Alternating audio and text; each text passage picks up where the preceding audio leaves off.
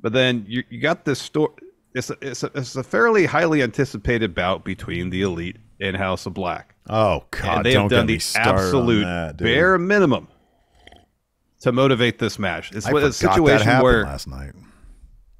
What's that? I said I had forgotten that happened last night. Yeah, I know. So it seems to be too common of an occurrence on AEW television of late. Is that all right? We'll do just enough to motivate this match. It's a match everybody wants to see.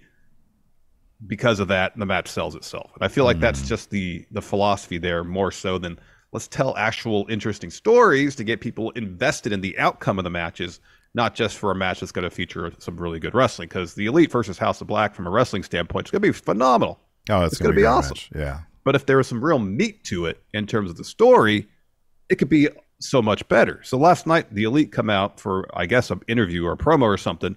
They're on the stage doing their entrance, doing their poses. Lights go down. Lights come back up. House of Black standing behind them.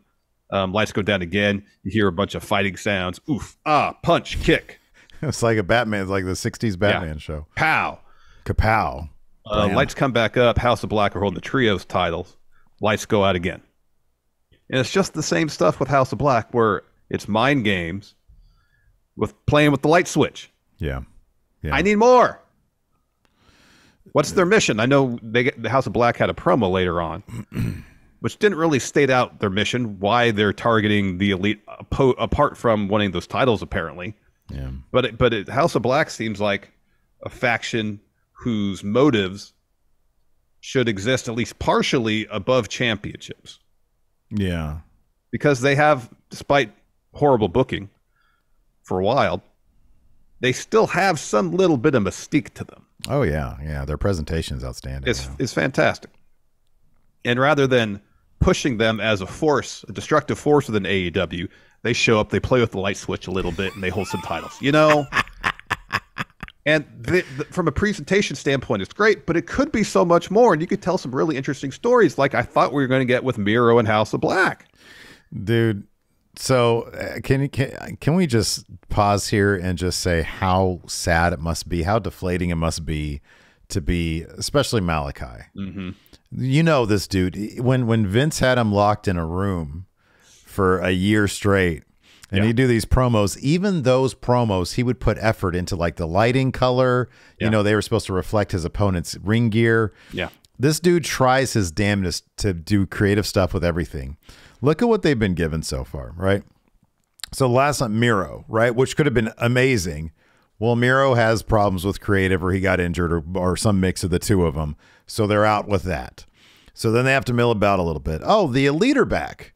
The Elite have this really great 7-match series, but all of a sudden it seems for some reason, I don't know whose fault it is, but for some reason, the Elite are not involved or have zero ambition behind the creative. I don't know if it's them.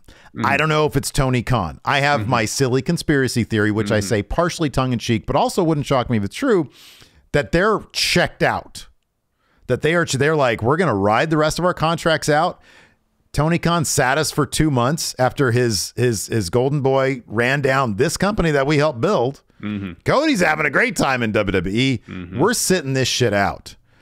This is the most checked out feud I have seen in a long time. It's all about, like you just said, flipping a fucking light switch. That's what you're going to bring us? That's fine for Act 1, but that can't be the entire story. I know. Can you imagine how deflating it is? You're Malachi. You're Thomas. You're Tom Budget, right? And you show up. Hey, guys, good news. You're working with the Elite. Oh, awesome. Great. That's so much fun. They're champions, right? And they're like the top liners. Their names in the company. Yeah. What are we going to do? Sorry, guys, we have no desire. Or, sorry, Tony's got nothing for us, and all we're going to do is flip the fucking light switches. But the matches will be great. What is the deal? Like, what is the deal? Why? Is it them? Is it Tony? Who is it? I don't know. And I feel doubly bad for Malachi because seemingly this is the second round of this kind of bullshit. I know. He went through this bullshit when he first came to AEW. They formed House of Black, and I know injuries got in the way. of the Death Triangle feud. They were feuding with Fuego for months for some reason, and it seemed like he just got to the point where he threw his hands up and says, "I don't want to deal with this anymore. I need to walk away."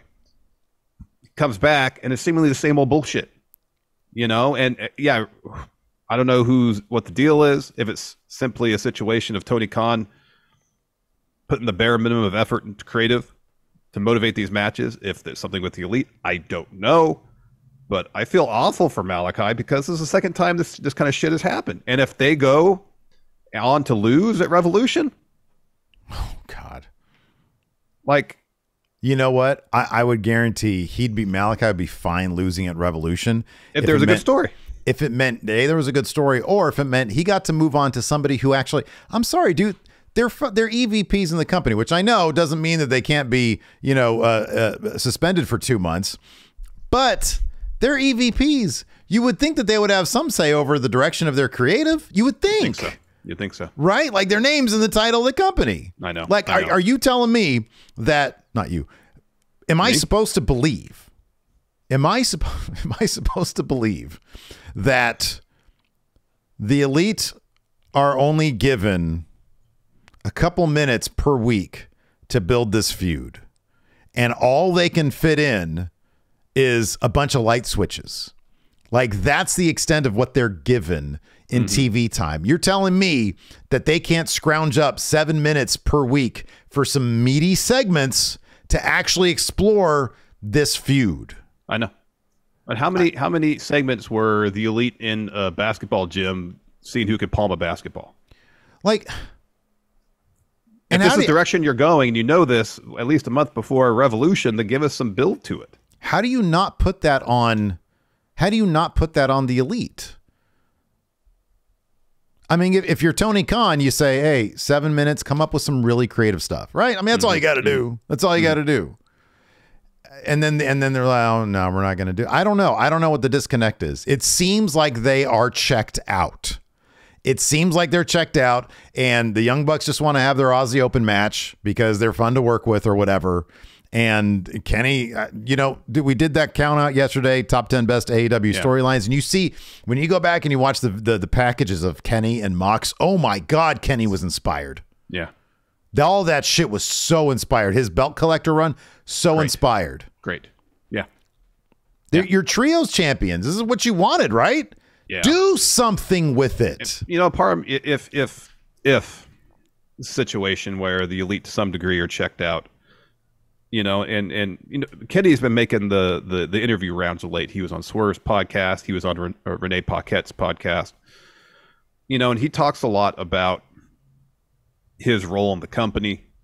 I think when he's talking to Renee, he inferred that he kind of wishes he could get back to just being a wrestler. Yeah, executive, and talking on the Swerve's podcast so much about how story is so important to him. Mm-hmm. Like, part of me wonders if he would be more into doing something more, but he's trios champs with his best friends. So, if they're a package deal. Yeah. And if any members of the Elite are not really too enthused about a particular situation, well, then maybe just by default, they all have to be not too enthused about a situation. That could be. So I don't know who's, Tony Khan. He's the final word on things. Yeah, I know. Ultimately, it's all, it all comes down to him. If even if the Elite, for whatever reason, are not into something, coming up with something creatively, then it's his job. Yeah. Or whoever he's got working with him on creative to come up with something to make this feud a little more interesting than playing with the light switch. Yeah. Because you've had weeks to do this. Yeah. Weeks. Yeah, absolutely. Yeah, it's disappointing. No, it's totally disappointing. It's funny because before you brought it up, I had totally forgotten that even happened. I forgot that match was happening, but you just feel so bad for Malachi especially. Yeah. Because it's like this guy has had, ever since he left NXT, or ever since he was taken out of NXT, it's like first, and I know that him and Ricochet had some fun stuff as a tag team, but it's like clearly not his thing. From the creaking bed that went up, and this guy, he just wants to do some cool shit, man. I know. Yeah, I feel like he wants to book his character as interesting and tell some good stories. Seems like that's all he wants to do. Or just run with what he's given. If somebody gives him something, Yeah. God, man, it's very disappointing. It's very disappointing. It really is.